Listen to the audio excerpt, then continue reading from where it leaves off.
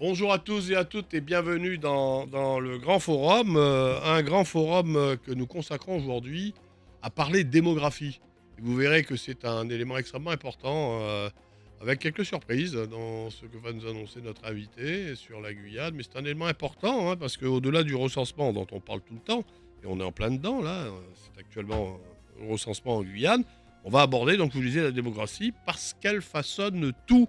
Tout le monde vieillit d'abord, globalement, mais pas partout. L'Europe, la Chine, le Japon connaissent un vieillissement accéléré. L'Afrique, l'Asie du Sud et une partie de l'Amérique latine restent jeunes et dynamiques. Le poids démographique devient donc un enjeu et un levier de puissance. Les pays jeunes disposent d'un potentiel économique considérable, hein, s'ils investissent dans l'éducation, la santé et l'emploi. Et les pays vieillissants doivent réinventer leur modèle social, productif et migratoire. Des débats actuellement en cours. Ces transitions démographiques redessinent d'ailleurs les politiques nationales et internationales, les politiques de logement, de mobilité, de santé, de retraite. Vous avez vu, on en a beaucoup parlé ces temps derniers, de formation, du numérique. Tout dépend donc du profil démographique d'aujourd'hui et de demain. Bon, la Guyane, quant à elle, c'est un peu paradoxal. C'est un laboratoire démographique en France et en Europe, hein. Je rappelle, on est français et européens. Et quand on regarde l'évolution démographique de la Guyane, on sent qu'on est complètement décroché de ce qui se passe sur le vieux continent. On a, nous, une population jeune et en croissance. On a une pression constante, donc, du coup, sur les infrastructures, sur l'école, sur le logement. C'est aussi, cette croissance démographique, un potentiel économique. Mais si les investissements suivent, hein. En fait, un territoire où la démographie, nous sommes un territoire où la démographie ne doit pas être un problème, mais une force, à condition qu'elle soit accompagnée. Alors avec nous aujourd'hui pour en parler, Geoffrey Simon, le chef du service territorial de l'INSEE en Guyane. Au-delà de l'exercice obligatoire, on y revient, du recensement auquel il se livre avec ses équipes et les équipes des communes, on en parlera tout en fin d'émission, donc du recensement de la population de Guyane. Au-delà donc de cette mission de service public qui lui est investi, il va nous faire part de ses analyses d'une évolution en Guyane, dans le monde et en Guyane, analyse qui va en surprendre plus d'un. Bonjour Geoffrey Simon. Bonjour Jean-Paul Lepelletier, bonjour aux auditeurs et téléspectateurs. Alors vous me confirmez que la démographie constitue d'abord, hein, généralement, avec le changement climatique, c'est moi qui l'ai rajouté celui-là, le pari de la survie de la planète de demain. Bon, on va reprendre un vieux proverbe, il n'est de richesse que d'homme. Bon, Ouais. bah voilà, on a répondu à la question, la démographie est importante. Vous avez évoqué des sujets importants, hein, lors de votre préambule. Mhm.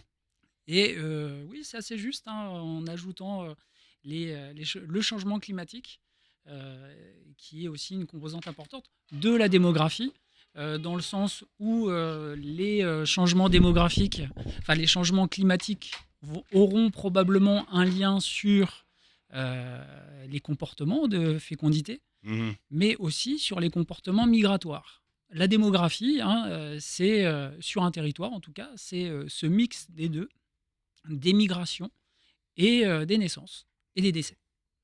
Quant à la peur de l'explosion, enfin du fait que la planète Terre ne soit plus suffisamment grande et riche pour supporter la population qu'il y a dessus. C'est quoi l'évolution démographique mondiale? Nous sommes actuellement à peu près 8 milliards d'habitants, hein. Oui, c'est ça. Alors j'ai pas une grande compétence de la démographie, internationale et mondiale. Bon, le fait est que, la démographie, c'est comme un gros bateau. Il y a beaucoup d'inertie, Hmm.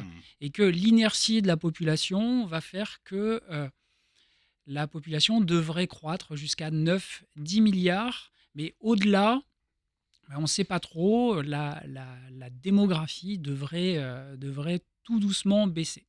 Tout doucement baissé. C'est un phénomène, on va y revenir parce que par contre, vous avez dit que vous n'avez pas au plan mondial, mais je sais qu'au plan de la Guyane, vous l'avez. Donc c'est un phénomène que vous allez nous faire découvrir un petit peu en parlant d'évolution démographique guyanaise. Nous avons échangé dessus. En fait, c'est vrai que vous avez raison de voir ces problèmes d'évolution de population sous deux angles. Parce qu'on parle toujours d'un seul angle. On note aujourd'hui, par exemple, c'était le cas en France, où le nombre de décès a dépassé le nombre de naissance en 2025, je crois, ou 2024. 2020. hein. 25, ce qui est une alerte. Et du coup, on dit, ah, les femmes font pas assez d'enfants.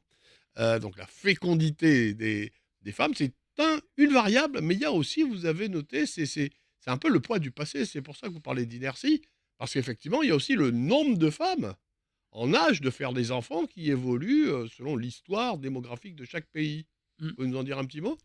Vous avez déjà dit pas mal de choses, mais je vais paraphraser, peut-être développer un petit peu. Euh, pour faire des enfants, il faut des hommes et des femmes. Il faut des hommes et des femmes en âge de procréer. Mhm. Voilà. En Guyane, cette population-là, elle continue à augmenter. Mhm. De fait, comment dire, le solde naturel, c'est-à-dire le nombre de naissances moins le nombre de décès, devrait toujours augmenter. D'accord. Ce qu'on observe depuis maintenant quelques années, c'est que la fécondité, elle baisse un petit peu. Ça veut dire quoi? Ça veut dire que concrètement, les femmes font un petit peu moins d'enfants. D'accord. Donc, normalement, la somme des deux, de ces deux variables, va faire qu'on ne sait pas trop où on va. Bon, si, quand on regarde les tendances, Bon, ça va ça continuer à augmenter, continue à augmenter. mais Et moins ça vite. va continuer à augmenter encore pendant un moment, mais de moins en moins vite. Mhm. Ça, c'est toute chose égale par ailleurs, si les comportements ne changent pas. Mhm. Alors, si je me réfère néanmoins aux publications de l'INSEE, hein, plus anciennes, celles-là, je sais qu'il y avait toujours en lien avec la démographie, il y a certaines publications qui remontaient, je ne sais pas si elles remontent à 2020 ou à 2023, qui laissaient entendre à l'époque, avec les pentes d'augmentation de population, qu'on allait carrément en 2030 c'est demain Oui. aujourd'hui, dépasser 500 000 habitants. C'est oublié tout ça. Alors ça, c'est des très vieilles Ah, c'est publications. beaucoup plus vieux que ça, C'est des très d'accord. vieilles publications parce que on a un modèle de projection de population qui s'appelle ONFAL pour ceux que ça intéresse. Le dernier date de 2022. Mhm. Donc c'est une projection de population sur la base des populations de 2018, mais le modèle réalisé en 2022. Et ce modèle nous emmenait, alors pas à 500 000 habitants, mais il devait nous emmener à 2042, je crois, à 390 000 habitants. D'accord, voilà, c'est Euh, vous qui donnez les voilà. bons chiffres, on a Mais, bien fait de vous inviter. De mémoire. 2042, 390 000 habitants, mais ça De- c'était en 2022. De mémoire. C'est sur un modèle 2022. Ouais. Les modèles précédents, vous avez raison, hein, Ah bon? ça nous emmenait, on avait des projections à 450, 500 000 habitants, voire même beaucoup plus. Le fait est que dans ces modèles-là, où on fait des projections, c'est-à-dire on prend la population telle qu'on l'observe et ses évolutions telles qu'on les observe, et on les projette dans Mmh. le futur. Mmh. Mmh. On a trois composantes là-dedans. La fécondité, la mortalité et les migrations. Oui. D'accord? N'oublions pas Donc, les migrations, on va en reparler. on les paramètre. Mhm. On les paramètre, plus ou moins à la hausse, ou plus ou moins à la baisse. Mmh. On a un consensus. Ce consensus, c'est un scénario central. Et les résultats que vous évoquez, ce sont les scénarios centraux. D'accord. D'accord? Bon, il se trouve que il y a des phénomènes qu'on n'a pas su voir. Et parmi les phénomènes qu'on n'a pas su voir, c'est le ralentissement de la fécondité. D'accord. Et ce ralentissement de la fécondité, avec ces phénomènes d'inertie dont on a parlé avant, ça fait que Aujourd'hui, on n'est plus sur ces... on n'est plus sur ces. Alors, on est toujours sur des fortes hausses, hein, Oui. encore une Oui, fois. oui, oui. On n'annonce pas des baisses. On est toujours sur des fortes hausses, mais on serait pas. Enfin, moi, j'ai pas de chiffres. J'ai pas de chiffres. Vous mais voulez on pas sera donner de chiffres. En fait, on n'a pas fait tourner le modèle. On est en train de retravailler sur un paramétrage de modèle. D'accord. Sachant que la mortalité, elle n'a pas beaucoup bougé et que c'est le deuxième point important sur lequel on avait sous-estimé les forces, Mhm. c'est les migrations. Et attention, c'est là où parfois c'est un petit peu étonnant, c'est quand on parle de migration, dans l'imaginaire collectif, on voit les gens qui arrivent, Mhm. et la force principale, ce sont les gens qui partent. Ah. Notamment les jeunes, on pourra en reparler. Oui, on va en reparler. Et donc, ce phénomène migratoire négatif, on l'avait sous-estimé. On Mhm. l'avait sous-estimé de fait, entre la sous-estimation du ralentissement de la fécondité et la sous-estimation des migrations hors de la Guyane, Mhm. eh bien, nos modèles ont largement surestimé les projections démographiques.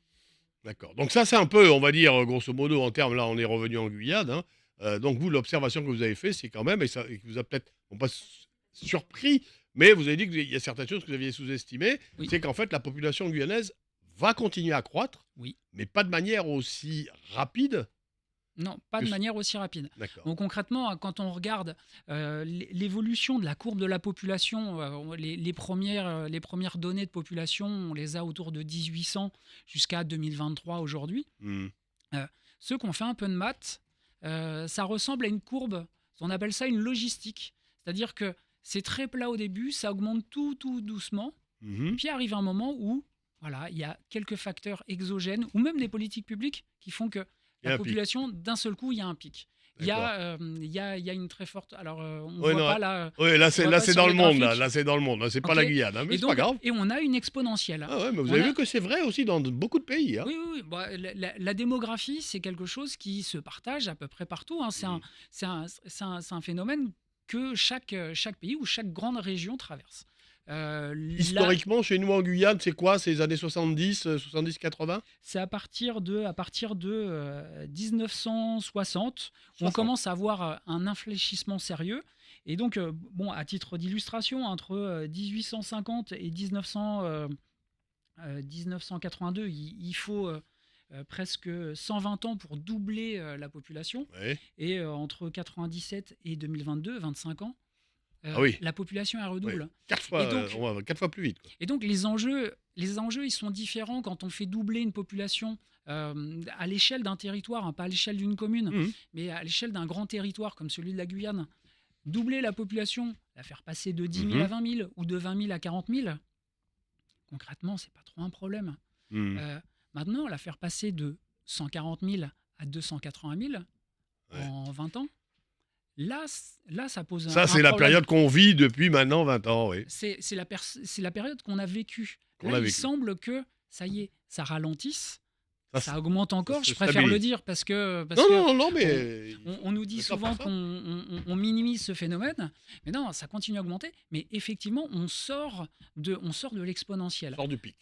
Oui, oui, on sort du pic, mais ça continue à croître, je le répète, Mmh mh. mais moins vite. Et encore une fois, hein, c'est Mais vrai c'est que important parce que derrière, c'est c'est pas ce qui neutre. est, et que tout le monde, qui nous entend et nous écoute, notamment les décideurs, publics, hein, parce que ça conditionne beaucoup d'engagement, ça conditionne beaucoup de moyens, ça conditionne, Mhm. heu, beaucoup de projets aussi, hein, parce que la taille du marché économique, bah, dépend de la population qui y est.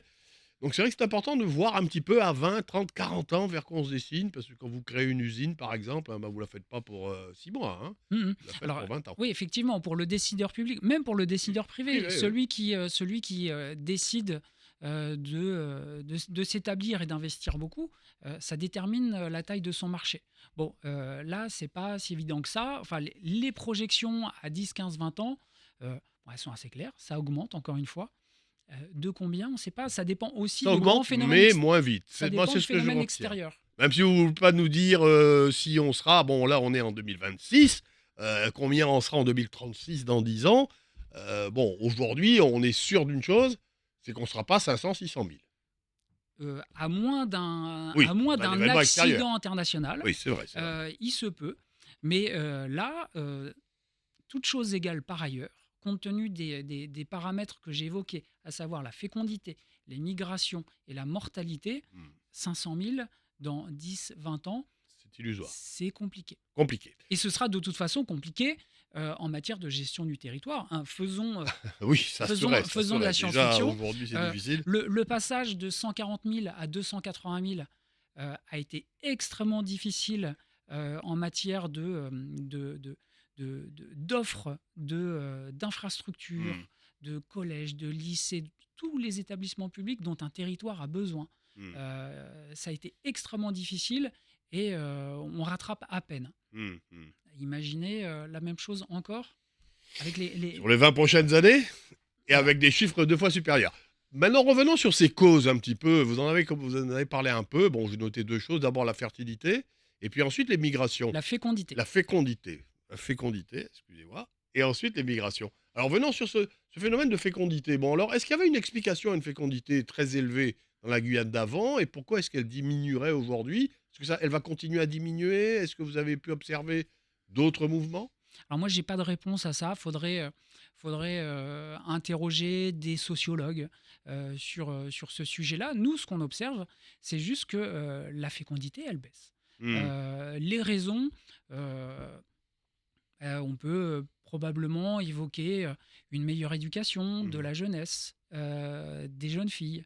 On peut évoquer aussi peut-être une relation différente par rapport à son avenir, par rapport à son travail, par rapport à son indépendance ou son autonomie. Euh, voilà, mais Et le paradoxe de l'élévation du niveau de vie, entre guillemets, hein, le niveau de vie, entre guillemets, de la modernité, l'accès à un certain nombre de choses, bah, en même temps, bah, écoutez, le désir d'enfant, il baisse. Enfin, le désir, je ne sais pas. En tout cas, le nombre d'enfants baisse. Et puis, bah, il y a le côté urbanisation. Mmh. Disons que élever une grande famille, prenons l'exemple à Cayenne, bon, bah, c'est difficile de trouver de grands espaces, de grands logements, et ça fait partie des décisions que peuvent prendre un ménage de se dire un enfant supplémentaire. Mmh. Est-ce que économiquement, est-ce que c'est possible? Est-ce que si parce que les hommes et les femmes travaillent Mmh. ou ont besoin de travailler. Avoir un enfant supplémentaire, quelles sont les contraintes?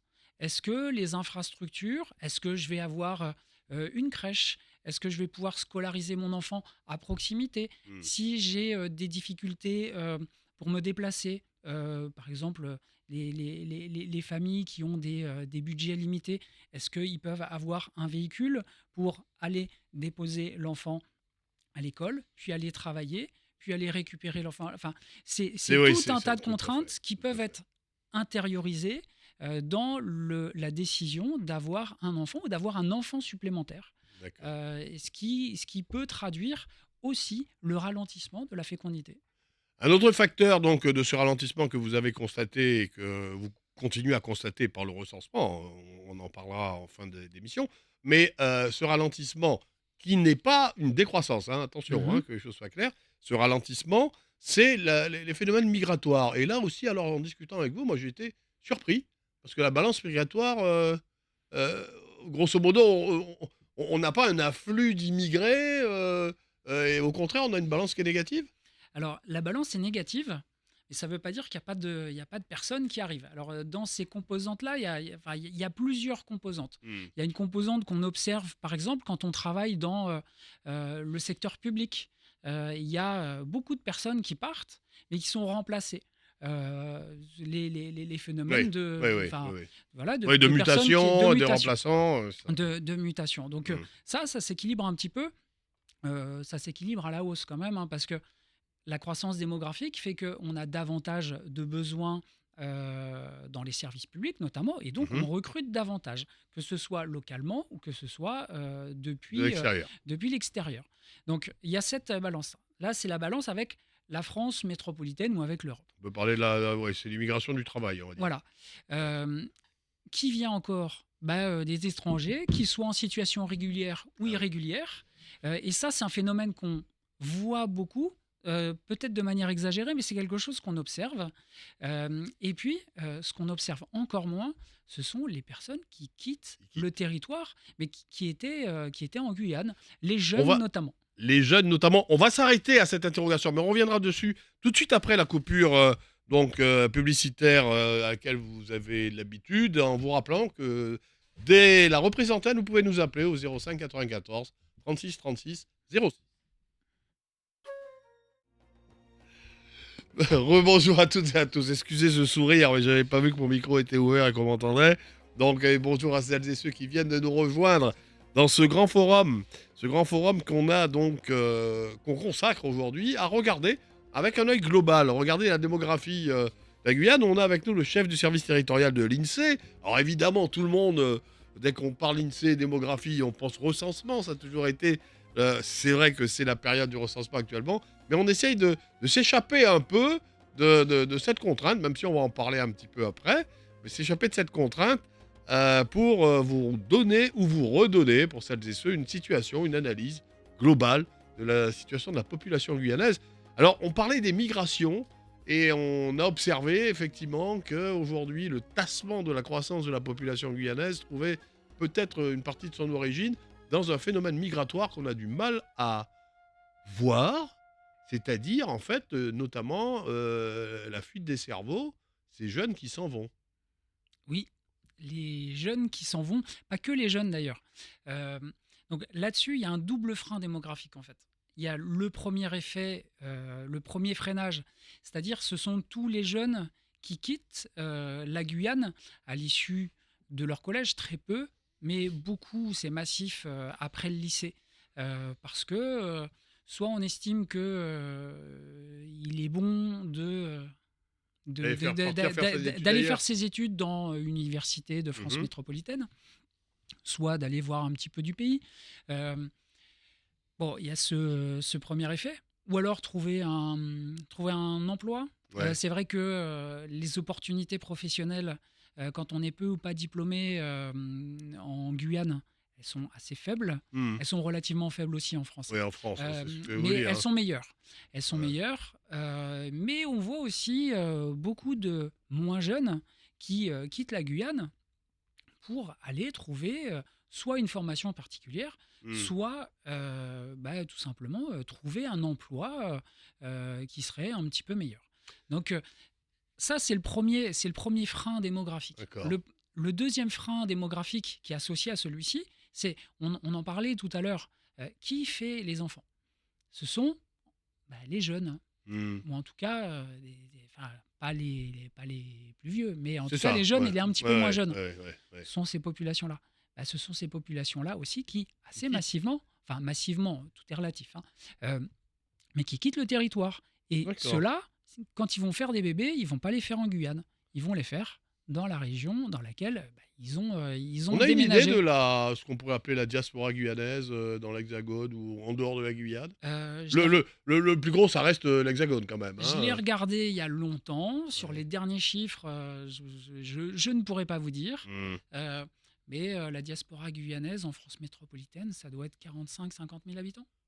45-50 000 habitants? Et c'est une enfin Ouh attention, là! hein, attention, c'est Ah oui. pas Bah, c'est vous a oui? et sur les indicateurs, Oui, là, vous remontez à des choses, non, non, non, non, c'est un millésime assez récent. récentes, d'accord. C'est un millésime assez récent, mais il faut prendre des pincettes avec ce chiffre parce que quand on regarde ça, on regarde les natifs De de Guyane, Guyane. ceux qui sont nés en Guyane. Ah Combien oui. est-ce que j'ai de personnes nées en Guyane, en France métropolitaine? 45-50 000, quelque chose comme ça. Donc, faudrait On compte pas regarder les sur. enfants des Guyanais qui sont nés Mais non, là-bas.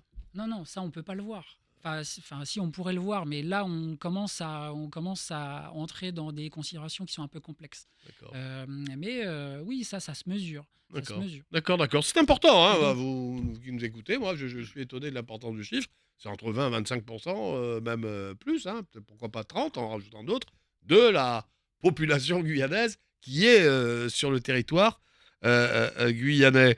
Justement cette population, là aussi, peut-être que vous allez donner des chiffres que quelle est la répartition? Allons faire un petit scanner de la population guyanaise. Hommes, femmes, jeunes, vieux, c'est une population, voilà, et puis par territoire, grosso modo, qu'est-ce que vous pouvez donner comme chiffres globaux? Des grands chiffres, hein, pas alors, des grands chiffres. Répartition hommes-femmes. oui? On est à peu près à 53-47, Ah 53% de bon? femmes ou 47% d'hommes, Ah, ou pas plus de femmes? 52-48. Non, non, non, pas beaucoup plus.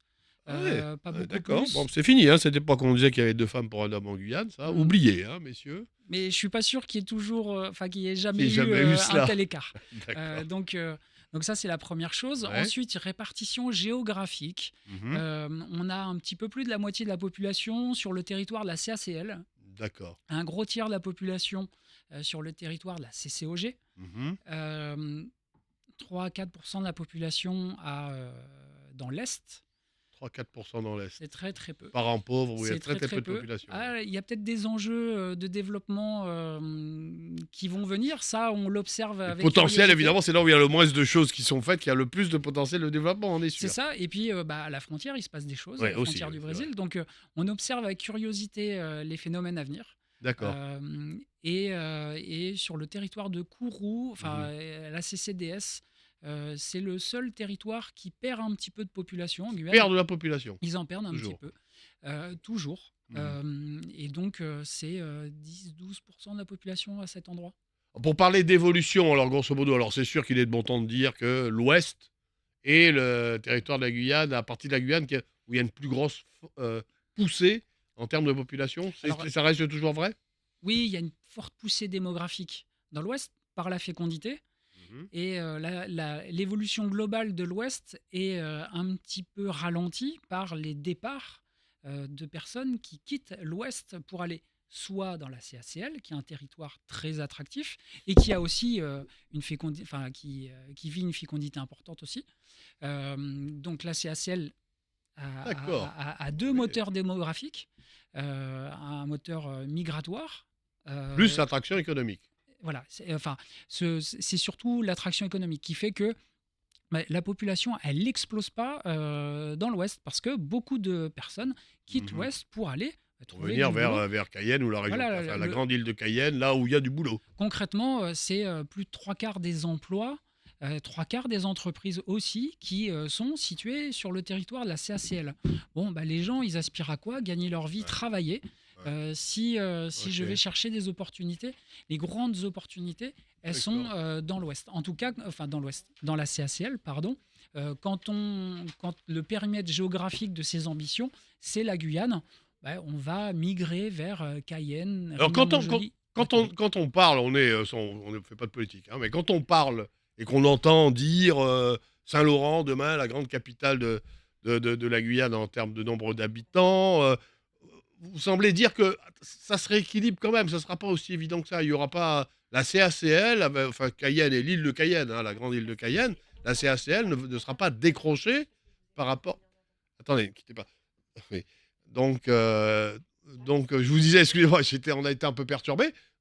Ça va être moins important que ce qui est annoncé couramment en disant que demain matin, tout va basculer dans l'Ouest.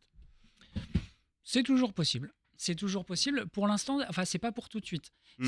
Si on compare les évolutions démographiques de, alors là, prenons Cayenne, hein. Ouais. Cayenne et Saint-Laurent-du-Maroni, assez vite, Commune, c'est Saint-Laurent-du-Maroni vrai. va Va dépasser dépasser. Cayenne, c'est sûr, pour des raisons assez claires. Hmm. Euh, Natalité.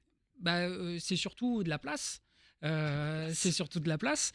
Cayenne, c'est tout petit. Ouais. Saint-Laurent-du-Maroni, c'est extrêmement grand. Donc, Saint-Laurent-du-Maroni a beaucoup de marge pour grandir. Mhm. Cayenne en a beaucoup moins. D'accord. Ou alors, il va falloir monter des immeubles un petit peu partout. Donc, sur cette perspective-là euh, de concurrence entre Commune Cayenne à et commune, Saint-Laurent, oui, de c'est commune ça. à commune, oui. Alors, ça peut aller assez vite. D'accord. Sur le plan des intercommunalités, maintenant, la CACL, sûrement parce que c'est là où sont les emplois, euh, Peut-être beaucoup d'infrastructures de base, infraterritoriales, le port, l'aéroport, enfin certaines choses sont sur la CACL oui, hein, aujourd'hui. ça génère de Mhm. l'attractivité, Mhm. que ce soit pour les entreprises, mais ça génère aussi, parce que les emplois sont là, une attractivité pour les ménages qui souhaiteraient s'installer soit ailleurs en Guyane, Mhm. soit s'installer en Guyane quand on vient de France Un petit mot métropolitaine. du fleuve quand même. Alors le fleuve Maroni, parce que, enfin, sauf si vous avez quelque chose à nous ajouter sur le fleuve Oyapock, mais fleuve Maroni, Oyapock, je sais que vous voulez nous parler des problèmes de, euh, pas si on peut appeler ça attractivité, en tout cas la croissance exponentielle qu'il y a de l'autre côté, de rive Oyapock, hein, qui peut permettre de déséquilibrer, enfin je ne sais pas quel impact ça aura sur Saint-Georges. Mais restons sur le fleuve Maroni. Là aussi, on a tendance à dire que c'est là où il y a le plus d'enfants. C'est là où effectivement la population croît le plus vite. Est-ce que ça continue? Et est-ce qu'il y a une migration importante donc depuis ces communes du fleuve vers le littoral? C'est un phénomène, en tout cas, qu'on a observé. Alors, la dynamique, elle est toujours très forte. Ça ralentit hein, dans toutes les communes, hein, les communes du fleuve. D'accord. Quand on regarde, c'est pas des chiffres INSEE, hein, en plus, c'est des données état civil. C'est quand il y a une naissance, on demande où réside la mère. Et donc, on a des données administratives Mhm, dessus. mhm. Euh, c'est toujours un phénomène important, mais ça ralentit. Ça ralentit là aussi. Alors, Ouais. ça ralentit moins vite. On a eu une période entre 2022 et 2024 là où ça ralentit très très fort. Ah oui. où on se pose des questions d'ailleurs, hein, à ce sujet. Euh, Là, depuis un an, ça ralentit toujours, mais entre 2024 et 2025, il y a 240, 250 naissances en moins sur le territoire. Mmh. Entre 2023 et 2024, je crois que c'était 1 millier de naissances en moins quand Ah même. oui. Et Donc, on a une explication, non? oui, on a un début d'explication quand on caractérise la nationalité des parents et notamment la nationalité des mères. De la mer, oui. Il y a beaucoup, beaucoup moins de mères haïtiennes Mmh. qui ont des bébés en Guyane. Il y a eu D'accord. un pic migratoire à partir de 2016-2017. Et à l'issue de ce pic migratoire, il y a eu aussi un pic de fécondité Mmh. aux mères haïtiennes. Mmh. Mmh. Depuis 2023, ça ralentit très très sérieusement. D'accord. Bon, on a quelques explications qui arrivent comme ça. Le plan Biden aux États-Unis qui a fait que Mmh. beaucoup d'Haïtiens sont partis. Partis vers les États-Unis, y Euh, compris le Guyane, hein. oui, Mmh. et populations qui semblent revenir. Et maintenant qu'ils Euh, reviennent, bah, ça c'est le qui plan semblent Trump. revenir. C'est les fins Trump? Peut-être. Je Oui, oui, plaisante, oui, mais peut-être effet ouais. Trump. Mais en tout cas, on a on a cet effet. D'accord. Pour l'instant, on manque de recul Mmh. pour cette analyse. En tout Mais ça a cas, été constaté. Ça a été oui, constaté, c'est hein, donc constaté. Quand on regarde les données de l'état civil et la nationalité des mères, on l'observe. d'accord. Mettez votre casque parce qu'on a, des auditeurs qui appellent. On va prendre, Laurence. Bonjour Laurence, merci de votre patience, vous êtes en direct. Oh oui, merci, hein, merci de ma patience. Je me remercie. Merci, monsieur Le Pelletier, merci. Alors, je voulais dire à ce monsieur-là Mmh. que nous ne croyons plus hein, dans ses propos techniques et tout ça. Mmh. On va lui mettre une charlotte, on va lui mettre une surblouse et puis il ira. Non, non, attends, ne ris pas, je parle sérieusement. Et puis tu sais, il ira au bloc obstétrical où il verra, où il va devoir courir quand il aura 8 à 10 accouchements l'une après l'autre. Mmh. Saint-Laurent, pareil. Je parle de la nuit, je parle pas du Mmh. jour, j'ai pas Mmh. travaillé. Là. Mmh. Et il va voir.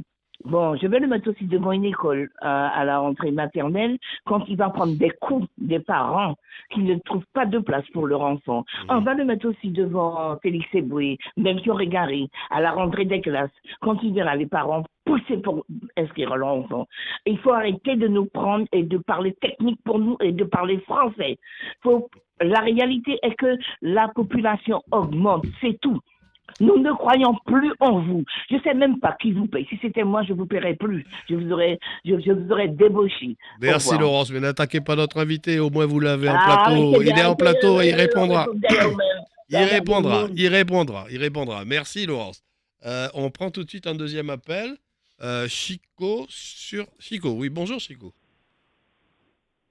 Allô, bonjour Chico. Allô? Oui, bonjour Oui, allô? Chico. Bonjour, madame la secrétaire. On vous entend?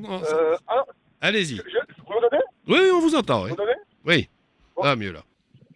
ce phénomène, je me pose la question, si c'est pas la réduction de la fécondité des populations, Hmm. est-ce qu'il n'est pas dû à l'organisation des gens, le fait que les gens deviennent individualistes et égoïstes, Mhm. et qu'il y a des enfants aider?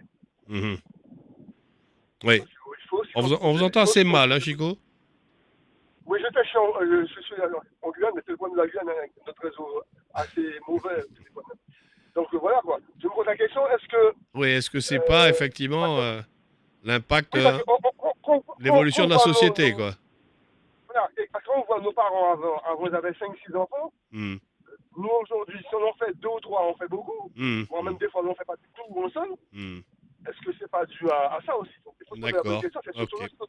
Ok, bon, c'est vrai, comme nous a dit Ah ben, monsieur Simon, comme il nous a dit, on attend 2 minutes avec vous, mais comme nous a dit monsieur Simon, c'est vrai que c'est plus une question qu'on devrait poser à un sociologue. Mais enfin, ça ne nous empêche pas à nous-mêmes d'avoir nos propres opinions, de nous les donner. Merci, Chico. Daniel, bonjour. Oui, bonjour. Allez-y. Oui, bonjour Daniel, Oui, vous êtes à donc en l'antenne. fait, j'interviens concernant du coup le taux de natalité. D'ailleurs, à ce sujet-là, il y avait Rodolphe Alexandre il fut une époque où il avait justement parlé de ça, c'est-à-dire la compensation, c'est-à-dire la compensation entre ceux qui partent et ceux qui arrivent. Mhm. Donc ceux qui partent, c'est-à-dire qui quittent l'Hexagone, et ceux qui finalement arrivent. Donc ceux qui arrivent, c'est ceux qui qui naissent sur le territoire ou bien qui viennent de l'immigration. Mhm. Donc du coup, ensuite, la problématique, parce que finalement, vous allez sur des chiffres sans pour autant faire des combinaisons pour que les gens puissent comprendre finalement pourquoi il y aurait moins de naissances. Parce que l'idée de dire qu'il y a moins de naissances, ok, vous avancez des chiffres, mais est-ce que pour autant, vous qui travaillez à l'INSEE, vous savez bien que euh, les problèmes du territoire sont quand même assez profondes et que les gens vont pas s'engager dans un processus de vie qui finalement va plus les enfoncer que de les épanouir.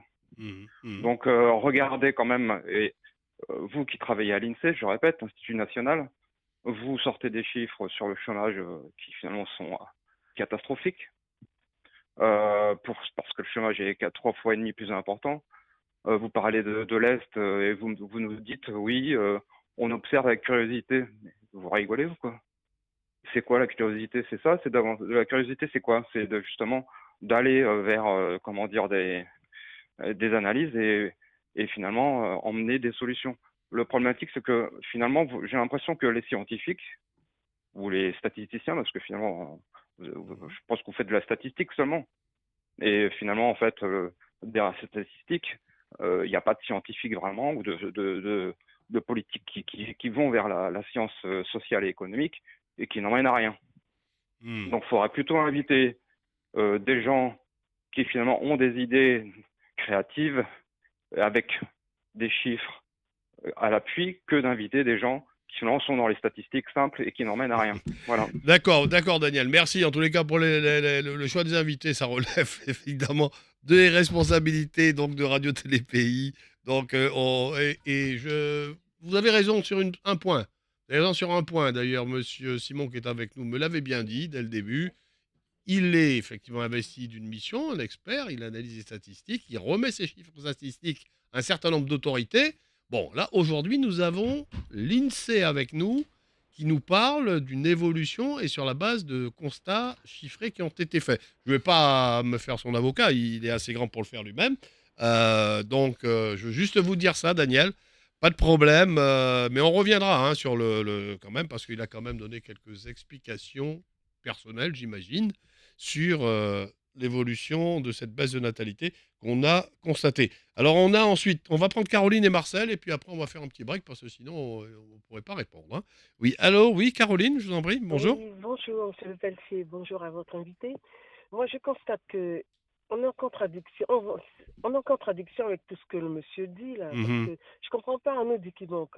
Il y a un grand manque de logement, il n'y a pas de place de cantine, il n'y a pas de place Mhm. dans les écoles. Je comprends Mais il n'a pas, pas moi, contesté ça, le monsieur, il n'a pas ça dit ça. correspond.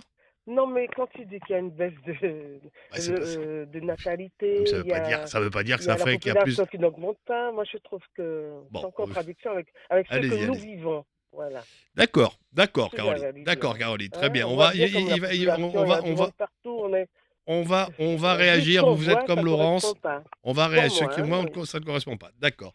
Alors ensuite, on a Marcel. Marcel, je vous en prie. Oui, oui, c'est une question à la fin, quand mon vie prêcher là.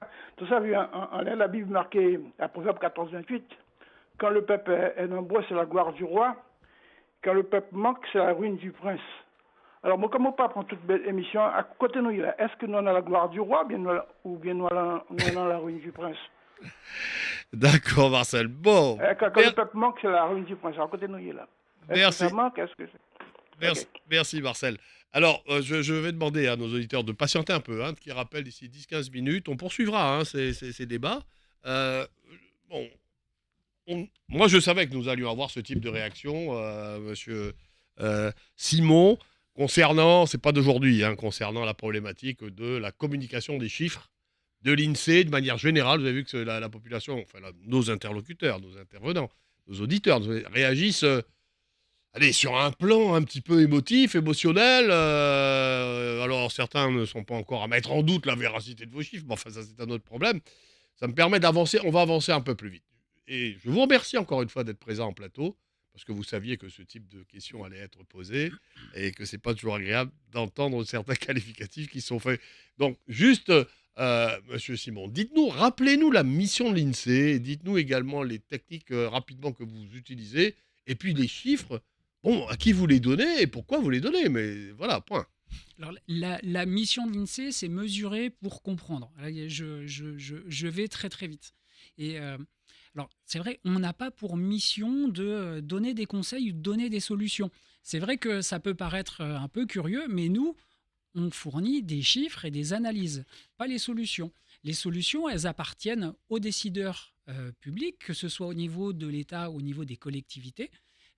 Nous, on ne donne pas de conseils. Hmm, Nous, notre seul métier, c'est de mesurer hmm. par le recensement de la population, on en a parlé un petit peu, On va et en par reparler. les enquêtes ménages que nous menons sur le territoire. Ces méthodes, elles sont quand même reconnues. Ce ne sont pas des méthodes, je sais pas moi, c'est pas vous, Geoffrey Simon, qui avez décidé de dire que voilà comment je vais recenser la population, voilà quelles questions je vais poser, comment je vais faire une enquête. Parce que je voudrais juste, moi, dire ce que vous ne dites pas, c'est que de toutes les manières, il n'y a que vous qui avez l'autorité, non pas de l'État, parce que c'est constitutionnel. Mm. C'est constitutionnel. Donc vous avez une garantie constitutionnelle, donc personne ne peut venir vous embêter en vous disant, ben, dans ma commune, je voudrais qu'il y ait 30 000 habitants, mais moi 30 000. Oui, effectivement. Confirmez-moi, Non, non, non, confirmez-moi. non, effectivement, on a une indépendance professionnelle qui est inscrite dans la loi. Euh, Nous, on travaille sur la base de méthodologies statistiques qui sont. Enfin, j'aime pas me parer derrière, me cacher derrière l'argument de la science, des mathématiques et de la statistique. Mais on fait notre travail de la manière la plus robuste possible et de la moins biaisée possible. On est tous remplis de biais cognitifs. Mhm. Et la statistique, elle essaie de répondre à supprimer ces biais qu'on peut avoir dans les observations, et les techniques qui sont menées permettent de neutraliser en fait tous les biais ou quasi tous les biais statistiques. Mhm. Et Alors, on, allez, je vous en prie. et enfin, je vais répondre un petit peu, Oui, par allez-y, exemple, allez-y. Oui. à Laurence. Enfin, les chiffres, on les invente pas, et même, enfin, euh, sur le sujet des maternités, bah, on reprend leurs chiffres en fait. S'il y a des bébés qui naissent dans les maternités et qui ne sont pas déclarés par les maternités, voilà, il y a une difficulté. En l'occurrence, quand on parle de fécondité, on parle des données administratives issues de l'état civil. Donc là-dessus, enfin, moi, je suis toujours très serein et beaucoup plus serein quand je parle de ça parce que c'est une donnée qui n'est pas contestée. Ouais. Et donc, effectivement, il suffit d'aller discuter un petit peu dans les maternités et ça a ralenti ces dernières années. C'est un fait. Bon, voilà. Pour les écoles, effectivement, oui, il y a des écoles et les écoles sont pleines.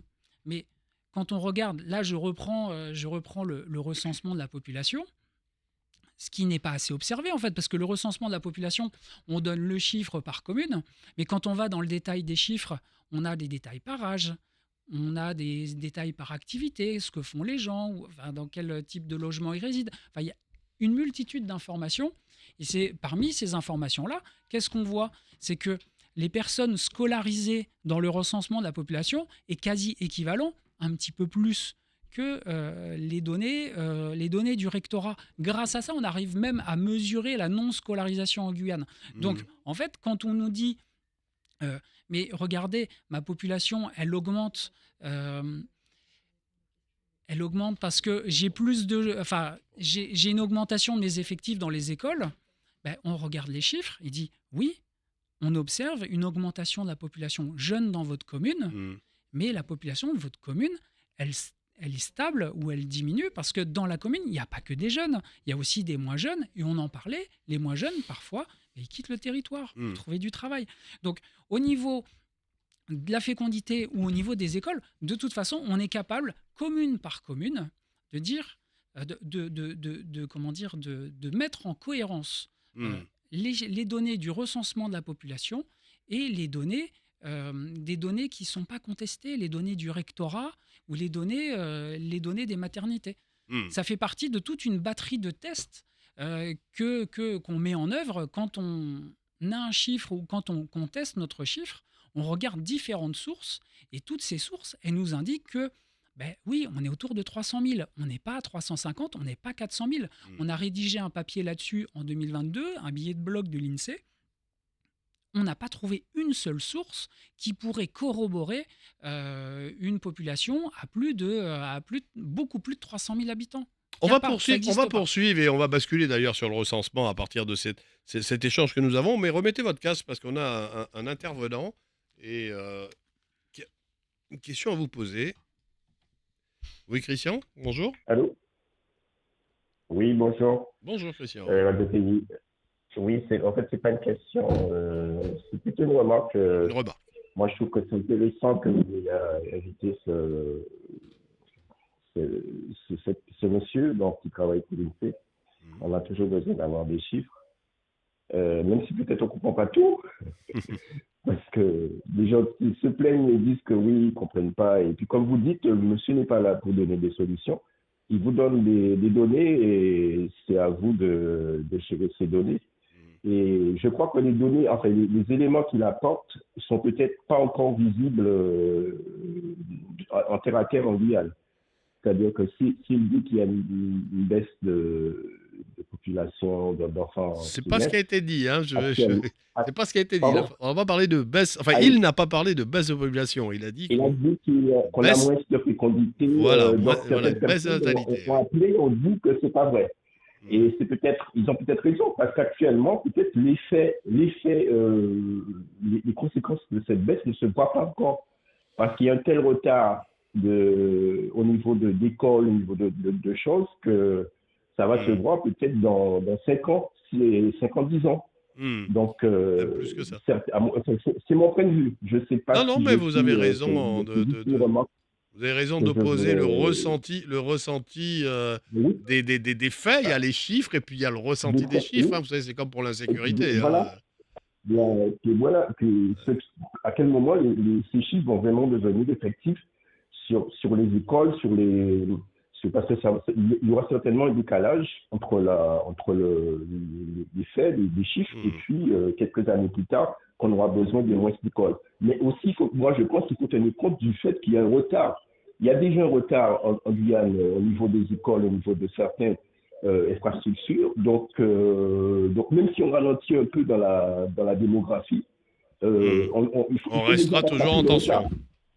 retard. Oui, on restera pendant un moment. Je ne dis pas que ça va durer éternellement, mais le fait de tension, comme vous dites, va encore durer. Parce qu'il y a un retard, en Guyane. D'accord. Voilà. Merci de m'avoir écouté. Non, je vous en prie, Merci. Christian. Merci de votre remarque. Elles étaient intéressantes, hein. Donc, vous pouvez recommencer à appeler, hein, si vous avez d'autres questions à poser. Puisque nous étions justement sur ces problématiques, un petit peu de la perception, hein, donc, qu'a la population des chiffres qui sont publiés par l'INSEE, avec, comme l'a dit Christian, cette erreur qui est de commettre, de dire, enfin, vous publiez les chiffres et vous les donnez.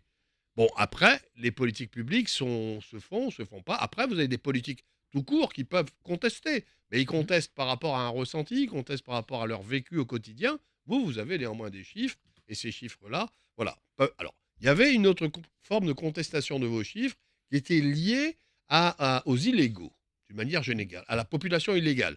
L'INSEE, dans le recensement, l'INSEE recense ou ne recense pas les illégaux en Guyane? Alors, l'INSEE recense tout le monde. En fait, on ne demande pas aux personnes quelle est leur situation administrative sur le territoire. Non, nous, ce qu'on repère des mois avant une campagne de recensement, c'est où est-ce qu'on va aller recenser les gens. On le fait avec les communes.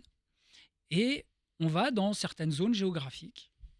Et on sait très bien qu'il y a des quartiers dans lesquels il y a il y a des personnes qui sont probablement en situation irrégulière. C'est pas grave.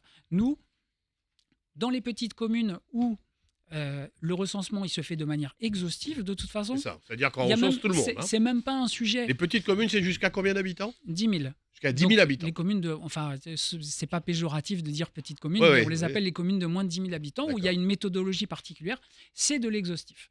C'est de l'exhaustif. Cette année, c'est Montcinéry, Tonnet-Grande, Apatou et Grand-Santi. Ces 3 communes-là sont recensées. Vous allez recenser tout le monde. Tout le monde. La commune va recenser tout le monde. Donc, à partir d'un moment où il y a une habitation, un logement qui est habité. Je vous interromps parce Oui. que c'est important ce que vous venez de dire. Parce qu'on a tendance à penser, attention, l'INSEE, ok, vous pilotez le recensement, mais vous pilotez avec la commune.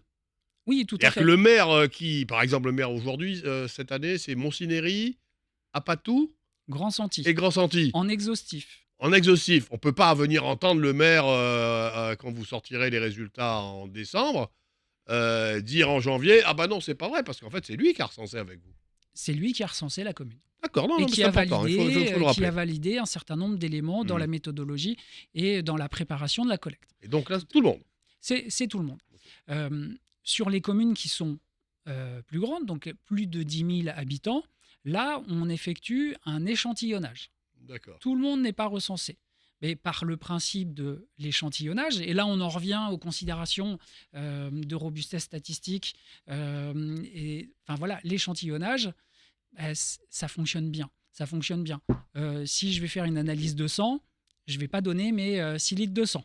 On en prend un tout petit peu, et avec ce un tout petit peu, on arrive à mesurer ce qu'on cherche à mesurer. Donc, Qui détermine l'échantillon? l'échantillon, c'est l'INSEE. C'est l'INSEE, c'est vous. C'est l'INSEE. Voilà. C'est vous. On a, Donc on là, on a- peut pas, pareil, on peut pas orienter tel ou tel.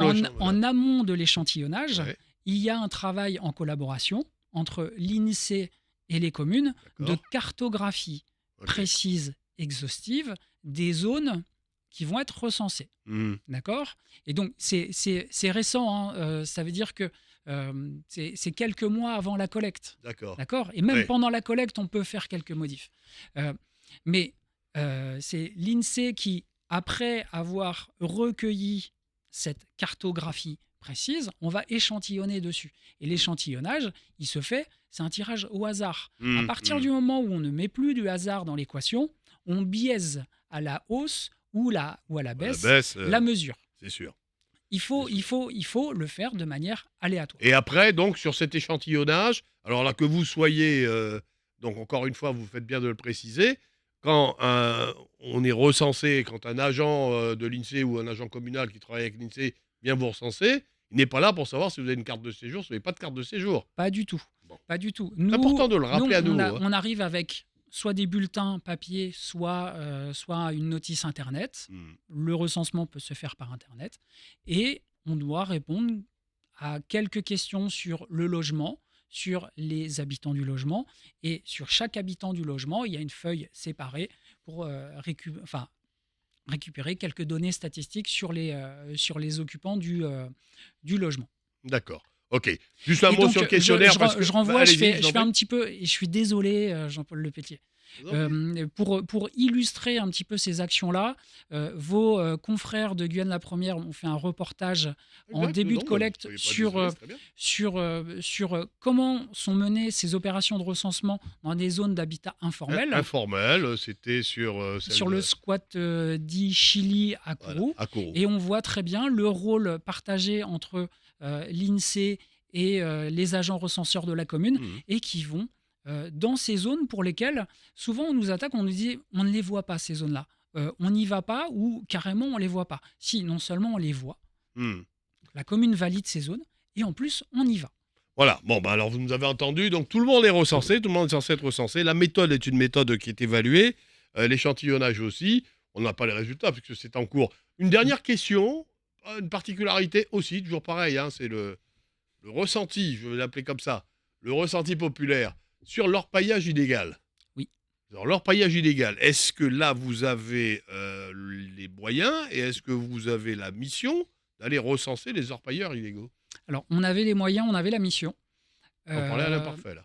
Oui, je parle à l'imparfait parce que jusqu'à quelques années encore, on envoyait des agents de l'INSEE repérer ces zones Mhm. d'orpaillage clandestin, et après on avait pour mission d'accompagner, d'envoyer des agents communaux pour compter ces personnes-là et puis récupérer des informations sur ces personnes-là. Mhm. Vous imaginez bien que les zones d'orpaillage sont à la fois très éloignées et parfois risquées. Et risqué. Et très honnêtement, envoyer des agents de la fonction publique dont le métier c'est de faire de la statistique dans ces zones qui peuvent être parfois dangereuses, Bon, bah voilà, c'était pas Donc ça, confortable. donc ça s'est arrêté Maintenant, depuis 2000.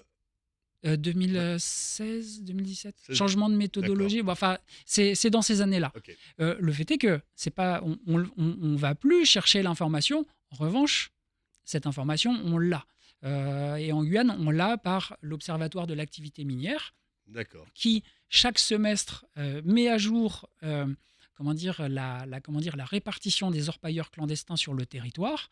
Et nous, sur la donnée du premier semestre, nous nous reposons sur les données de la gendarmerie. D'accord. Et D'accord. nous incluons donc les orpailleurs clandestins dans les données du recensement de la population. D'accord. Donc les orpailleurs clandestins sont exclus sur la base des données, donc effectivement, de la gendarmerie et enfin de les MOPI, là, les services de la préfecture, donc sont inclus dans le recensement. On redonne la parole à nos auditeurs. Richard, oui, bonjour.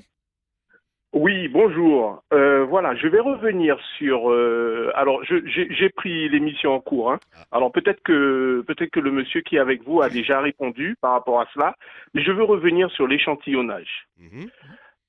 Vous savez, monsieur, au niveau de l'INSEE, vous faites de l'échantillonnage, certes, mais l'échantillonnage peut-être est fait par rapport à ce qui se fait en métropole. Alors, dites-moi en plus. Les villes de plus de 10 000 habitants, d'après ce que j'ai compris, vous pratiquez de l'échantillonnage sur les plus grandes villes. Alors, comment est-ce que vous procédez en Guyane? Parce qu'en Guyane, vous savez que les compositions des familles ne sont pas les mêmes qu'au national. Alors, dites-nous en plus concernant cet échantillonnage. Oui, allez-y, répondez. Alors, l'échantillonnage, je l'ai un peu dit tout à l'heure. Peu importe la zone géographique, France métropolitaine ou Guyane ou Mayotte, peu importe. Nous, sur le terrain, on collecte d'abord des images aériennes, satellites, des choses comme ça. Et on repère l'ensemble des bâtiments qui pourraient constituer un logement. Chaque zone qui pourrait constituer un abri, un logement, on le positionne et on l'identifie sur une carte. Une fois qu'on a fait ce travail, on diffuse ce travail aux agents de la commune qui vont compléter et valider l'expertise cartographique de la zone qui doit entrer dans le recensement de la population. Une fois qu'on a cette cartographie extrêmement précise, on échantillonne, donc on a une mesure de l'ensemble de ce qui pourrait constituer un logement. D'accord. Et ensuite, on échantillonne.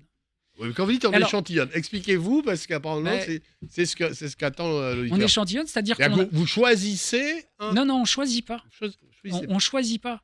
Choisir, ça voudrait dire biaiser la mesure. L'arbitraire. Donc, de manière aléatoire, sont sélectionnées des zones. Voilà. Enfin, des zones, des logements. Des logements dans la zone cartographiée. De manière aléatoire. Alors là où ça peut un petit peu perturber, c'est que se dire, et je comprends peut-être le sens de la remarque de Richard, à savoir que oui, il y a des logements dans lesquels il y a beaucoup de personnes par rapport à la France métropolitaine, ou des logements où il y a beaucoup moins de monde. Mais en fait, ce qu'on fait en Guyane, ça fonctionne tout le temps. Oui, effectivement, il y a quelque chose qu'on observe en Guyane par rapport à la France métropolitaine, c'est que, on le voit dans le recensement, il y a plus de personnes, il y a plus de gens dans les logements. Et donc l'échantillonnage, mais en plus, le questionnaire, alors, une fois qu'on a choisi dans l'échantillonnage, dans le logement, effectivement, le questionnaire porte sur le nombre d'habitants. Oui, on demande. Alors, il y a une première question qui est posée sur le nombre de personnes qui habitent dans ce logement. Et ensuite, pour chacune de ces personnes, on a une fiche. De chaque personne. On a les caractéristiques socio-démographiques de chacune de ces personnes. Donc, quelques questions qui sont quelquefois un peu indiscrètes, qui ont été remises en cause. Enfin, je ne sais pas si elles sont toujours maintenues. L'origine du papa, l'origine de la maman, savoir si vous êtes français de souche, quoi. Oui. Alors, ça continue, ça? Ça continue. D'accord. Ça continue. Okay. Attention, c'est pas une question à laquelle on est obligé de répondre. Ah d'accord, c'est une question auxquelles on peut peut éviter. de la même manière qu'il y a une question sur le handicap, Oui, laquelle oui, on oui, n'est pas oui, obligé, c'est clair, oui. de répondre, qui est Non, une parce que j'ai été nouvelle, recensé, c'est pour question. ça. J'ai vu le questionnaire. Et Voilà. alors, on peut donner une information importante que tous n'ont pas, parce qu'on a cette image de l'agent recenseur qui arrive, qui frappe à la porte, mais on peut également se faire recenser répondre par Internet. C'est ça. L'agent recenseur qui va passer dans votre immeuble, dans votre logement, il va d'abord passer une feuille et nous demander si on peut se recenser par Internet. Et là, on récupère la feuille, on fait ses démarches de recensement. On remplit. Directement, le QR code avec son téléphone. C'est ou son ça, truc, ça et on marche a avec le questionnaire. téléphone ou avec l'ordinateur, tablette, mais ça marche avec le téléphone et ça va assez vite. C'est même plus rapide que sur papier parce que avec l'application, ça permet de zapper un certain nombre de questions auxquelles on n'aurait pas à répondre sur le bulletin papier. D'accord, bon, on continue notre échange avec les auditeurs. Tant mieux parce que vos explications, à mon avis, les ont peut-être calmés un petit peu sur certaines choses. Mais c'est vrai que, faut dire les choses comme elles sont, l'INSEE n'a pas forcément bonne presse. Mais ça, c'est un peu la faute de nos politiques locaux aussi. Je vais mettre de l'huile sur le feu. Alors, on a Bébéto. Bébéto, oui, Bébéto. Bébéto, vous êtes à l'antenne. Oui, bonjour. Bonjour. Enfin, plutôt c'est une réaction, mais c'est Oui, pour oui. dire qu'on sait très bien que tous ces chiffres sont erronés, Hmm. parce qu'on sait très bien que déjà le budget est attribué, on va dire, par habitant, et on sait que pour l'État, c'est bénéfique. Moins s'il y a du monde, moins il y a des subventions ou des aides Les qui sont dotations pour attribuées. les collectivités, oui, je comprends ce que vous voulez Oui, dire. c'est ça. Ouais. Voilà. Donc vous Donc, pensez que c'est lié, vous pensez que c'est lié, qu'on donne volontairement Oui, un c'est chiffre lié. limité de population pour pas que qu'on coûte trop cher à l'État, quoi, c'est ça? Bah, c'est ça, parce que exactement, l'État cherche à chaque fois de réduire les coûts. Donc, de toute façon, la Guyane, ça passe très derrière. Donc, voilà. Ça, on est loin de l'INSEE, mais enfin, c'est vrai, c'est votre position et nous la respectons. Merci d'avoir appelé pour donner votre point de vue, Bébéto. Merci. Voilà, alors oui, on va en parler un petit peu. Je ne veux pas vous mettre mal à l'aise, surtout qu'on est en pleine période électorale et en période de réserve, mais on parle d'une manière générale. C'est vrai que les chiffres de l'INSEE, les premiers à contester les chiffres de l'INSEE, souvent sont les élus locaux. Bon, vous partagez cette information, c'est pas un point de vue. Non, c'est vrai que les élus locaux contestent souvent le chiffre. Enfin, contestent souvent certains élus locaux. C'est vrai qu'à l'échelle de la Guyane, c'est un petit peu plus. On peut le comprendre sous un certain angle. Alors effectivement, c'est un petit peu le péché originel. On a par la loi associé un budget à une population. Bon, nous, on l'a dit tout à l'heure, on a une indépendance professionnelle. Donc, on travaille, on fait ce qu'on veut. Si le chiffre, il est Vous de garantissez que le préfet n'a aucune autorité sur l'INSEE pour dire qu'il ne veut pas que la commune de, je sais pas moi, de Matoury dépasse, j'ai une bêtise, de Montsinéry, allez, c'est plus petit, dépasse 10 000 habitants. Je vous le dis. Si vous connaissiez beaucoup les statisticiens, vous seriez d'accord avec moi. Vous n'allez pas dire à un statisticien que voilà, c'est tel chiffre et pas un autre. Non, nos modèles et nos matrices de comptabilité nous disent, voilà, c'est tel chiffre. Nous, quand on a un chiffre, on le vérifie quand même. D'accord. On le vérifie. Vous avez néanmoins, alors je sais qu'il y a des discussions, je crois que notamment nos parlementaires devaient rencontrer le directeur général de l'INSEE pour faire part d'eux. Cette idée de refaire un contre-recensement pour essayer de savoir si vos chiffres sont véridiques ou pas, elle est toujours dans l'air du temps. Et en plus, est-ce que matériellement, c'est possible? Alors, matériellement, oui, c'est possible. Ça coûte très cher. Ça coûte extrêmement cher. Alors, il y a deux choses. Ça coûte très cher et ça nécessite une logistique incroyable. On le mesure actuellement à Mayotte, où on a été obligé, à la suite du cyclone, refaire un recensement exhaustif. C'est pas pour faire plaisir, c'était pas pour répondre à une demande politique de faire un recensement exhaustif. C'est juste, comme je vous l'ai expliqué, la base de calcul et de l'échantillonnage du recensement de la population, c'est le logement. À la Mmh. suite, du d'accord. cyclone, Ouais. il y a une Mmh, partie des oui. logements qui étaient par terre. Partie importante. Donc, il a fallu refaire D'accord. un recensement et repartir de zéro. Pour la Guyane, effectivement, j'ai entendu parler de ces demandes de recensement exhaustif. Alors, pour rappel, euh, là, cette année, on a 3 communes pour lesquelles le recensement, il est exhaustif. C'est vrai. On fait du recensement exhaustif. Faire du recensement exhaustif, ça nécessite beaucoup de moyens humains. Mmh. L'échantillonnage, finalement, on a beaucoup moins. On a Mmh. besoin de beaucoup de moyens pour C'est le vrai, faire. c'est sûr, c'est sûr. Voilà. C'est un petit peu comme avec, le sondage par rapport au vote, a- quoi. avec, de manière assez contre-intuitive, parfois, plus de fiabilité par sondage que en faisant de l'exhaustif. Mmh. Ça, c'est assez contre-intuitif, mais bon, passons. Donc oui, il y a cette demande qui revient. Alors moi, je comprends quand même. Il y a, et Il y a pourquoi- des enjeux. et alors, il y a les enjeux financiers, et puis importants, il y a aussi, il faut le rappeler, quand on fait le recensement de la population en 2025, Mhm. le recensement de la population 2025 va donner le millésime 2023. D'accord ? Là, quand on regarde les chiffres du recensement de la population, les derniers, c'est 2023. C'est ça. 2023, c'est quoi ? C'est 5 années de recensement qui vont de 2021 à 2025. Mmh, mmh. OK ? Donc, D'accord. mais pour les élus de Saint-Laurent-du-Maroni, de Matoury ou de Macouria qui ont des croissances démographiques qui sont Importante. très significatives, Mm. eh bien, se reposer sur la population de 2023 à l'air on démarre l'année 2025, 2026, C'est oui, compréhensible, on les comprend. Moi, Je suis je le obligé de vous comprends. interrompre sur ce sujet qui est passionnant, hein, mais on aura noté que vous répondez très très librement à toutes ces questions. Merci Geoffrey Simon, chef du service territorial de l'INSEE. On a parlé démographie, on a fini par parler recensement, on a reçu les critiques, on a tenté vous avez tenté d'y répondre. Merci de votre disponibilité. Je vous en prie, le recensement de la population pour les petites communes, c'est jusqu'au 14 février et jusqu'au 21 février pour les grandes communes. Et le Accueillez- résultat de ce recensement ? Les résultats du recensement ils seront donnés en décembre 2026. Donc, donnez bon accueil aux agents recenseurs. Très bien, merci Merci. Geoffrey Simon. Et comme on avait dit, donc deux phénomènes importants au plan mondial, la démographie et la transition écologique. Demain, on reçoit le directeur en charge de la PPE, la programmation pluriannuelle de l'énergie à la CTG. Demain, donc, on parlera écologie. À demain, et dans quelques minutes, le journal d'Elmé Doudi. Au revoir.